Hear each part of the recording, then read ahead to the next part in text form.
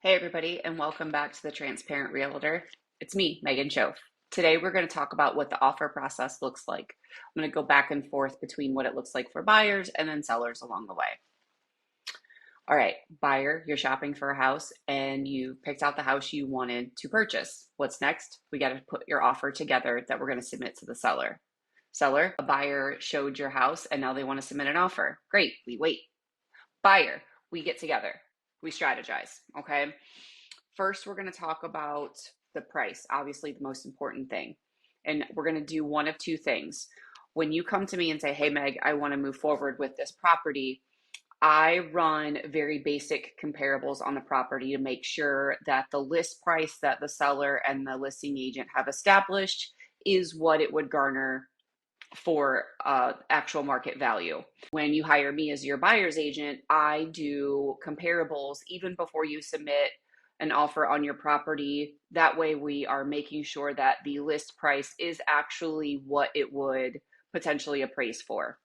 And while I am not an appraiser, I use the same methodologies that I would for a listing to come to the value of a property, and it mirrors the methodologies that an appraiser uses, not in as much detail, but relatively close, because I do study those appraisals that I get from my buyers. If I am researching a property and I feel that the house is priced accurately within the market range, I usually say about $3,000 to $5,000, then I think we can go ahead and offer at list price. If it comes in under what I think it would garner on the market based on reasonable comparables, then, that's great. You may get some instant equity in the property. If it's over listed, then we need to have a conversation based on that of what you actually want to offer based on what it's listed at, and then the comparables that I have came up with for that property.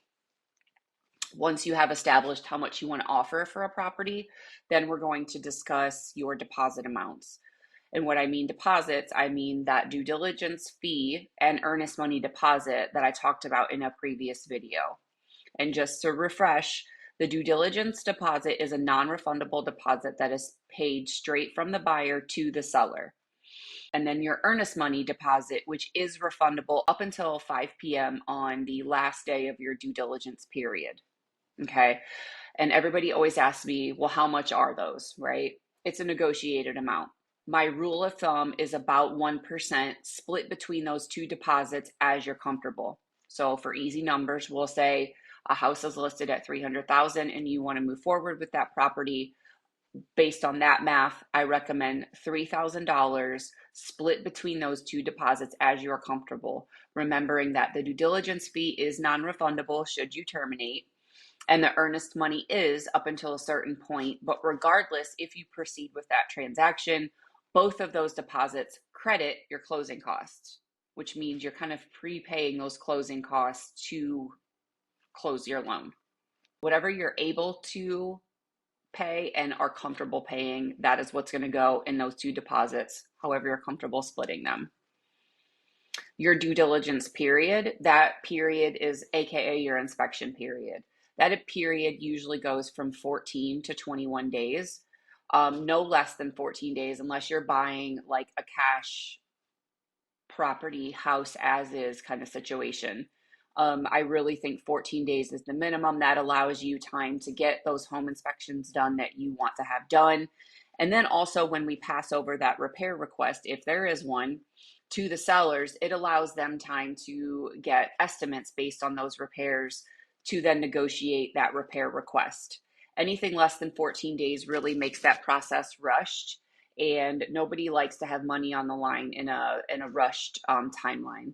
So again, 14 to 21 days seems to be the sweet spot for that due diligence period.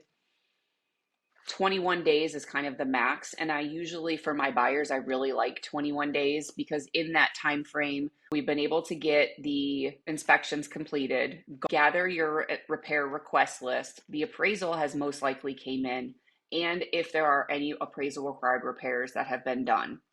And so what that 21 days does is that allows for that seller to then make that final decision on the repair request because the appraisal has been received and any potential repairs that go along with that loan. And I kind of went down a rabbit hole with that, but that's why I like the 21 days. For my buyers, for my sellers, I want 14 days. But again, it's all about who you're negotiating for. Next, we have your closing date. So for buyers, your most competitive closing window is going to be a 30 to 45 day window after you go under contract or after that seller accepts your offer.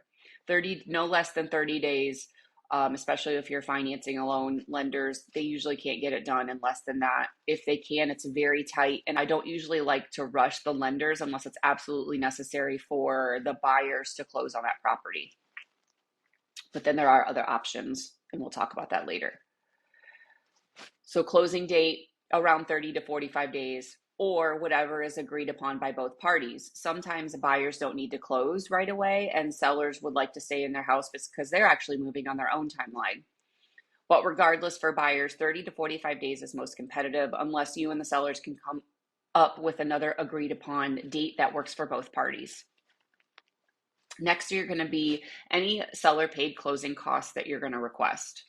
So buyers, again, yes, you do have closing costs that go along, especially if you're financing the purchase of your property. Now, again, remembering that due diligence and earnest money deposit credits your closing costs. If you absolutely need the seller to cover your closing costs, let me know ahead of time so I can negotiate accordingly.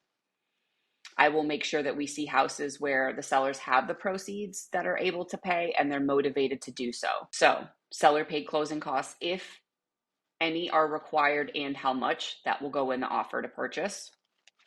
Any potential repairs that we have seen while we walk through the property. For example, I had a buyer in the past that we walked through a property and we saw on the sunroom, the back left corner of the sunroom roof was kind of caving in, and you could see that the sheathing underneath was stained and rotted and wet, right? So my buyers, as we were walking through the property, they're like, Meg, I want that to be repaired and or replaced in order for the seller to accept my offer. And that can be put in the original offer to purchase. I'm going to reiterate based on a previous video, that is the only required repair that a seller has to do, is if they accept an offer to purchase contingent on a repair, that is the only repair that they are required to do per the contract. Otherwise, the home is sold completely as is. Other contingencies that could go along with your offer to purchase. Say you're a buyer and you're renting out your current property and you need to free up that debt to income ratio in order for your lender to approve the purchase. If you already have a standing lease agreement in place, it becomes an irrelevant point. If you still have to find a renter for your property, that is something that you're going to risk moving forward, putting money down with the hopes that you find a renter to rent your property in the meantime. Not my favorite situation, but I have done it before. Or the sale of your property. Again, if you're under contract and there's already a buyer waiting to buy your house, you're just now looking for your next property, that's great. But if your house is on the market and you don't have a buyer under contract for your property, I really recommend that you proceed with caution, because the last thing I want you to do is to get deposits on the line and you still don't have a buyer for your current property.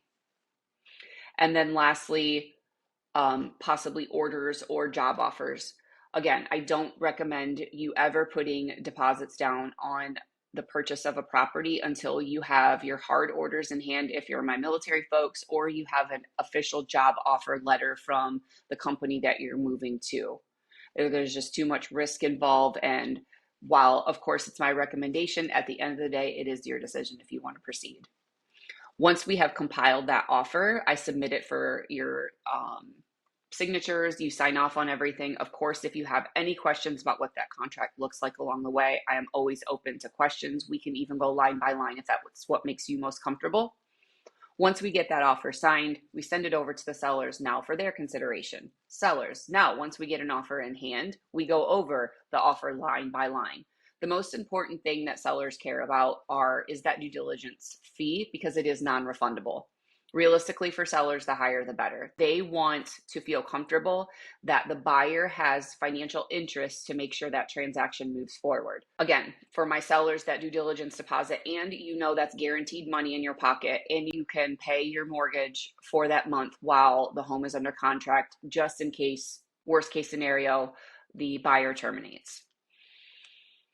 Your earnest money deposit, it's really at the end of the day, not super important for sellers because you don't really see that money. You only see it in if they terminate after the due diligence period. Buyers, if you terminate after the due diligence period, you lose both of those deposits. So that's why it's really important for me as your buyer's agent to keep an eye on that deadline to make sure all repairs are negotiated accordingly prior to the end of that period. So that way if you terminate, you're only losing your due diligence fee and not both. Sellers, the only time the earnest money ever sees your pocket is if that buyer terminates contract after the due diligence period has expired. Okay, so that's why it's really not really that big of a negotiating point within the contract for sellers. Obviously, the closing date, we want to make sure it's conducive for your move and your life. Obviously, if you're still in the house, does that work for you? If you're not and the house is sitting vacant, when can we get this thing sold the fastest, right? So that's going to depend on your specific situation as a seller. Seller paid closing costs requested by the buyer. I build in, whenever a seller comes to me and says, hey, Meg, I want to list my house, we go over what's called a seller net sheet. And I build in seller paid closing costs into that net sheet because they are becoming fairly common. That way you are seeing your potential net, already understanding that you may have to come out of pocket for those seller paid closing costs. If your proceeds will allow, we can negotiate what those look like. If we know that the buyer absolutely needs X amount of dollars to be able to close, then we need to talk about that and have that conversation about if you are willing to pay for those and if you are able to in order to get your home sold.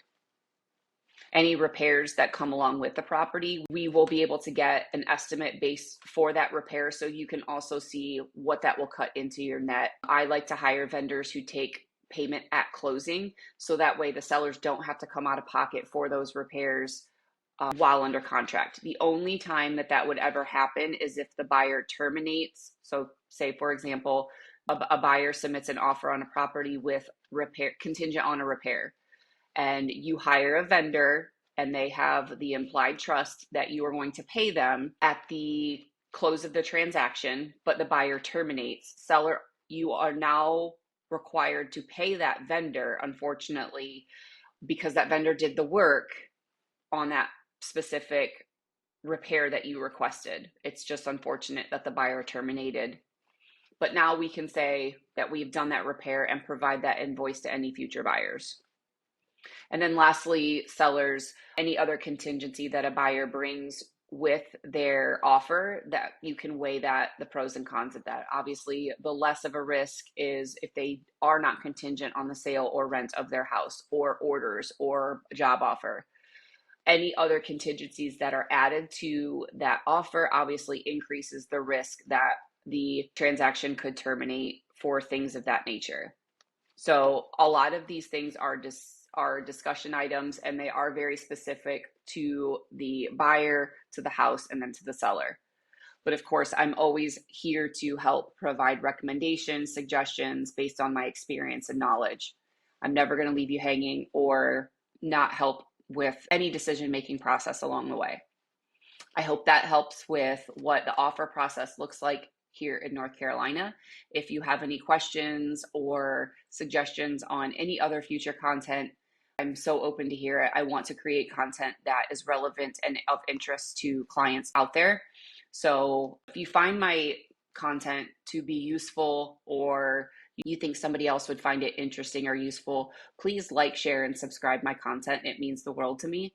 Until next time, guys, it's Megan Shoff, the Transparent Realtor. Real estate, real talk, transparent guidance. See ya.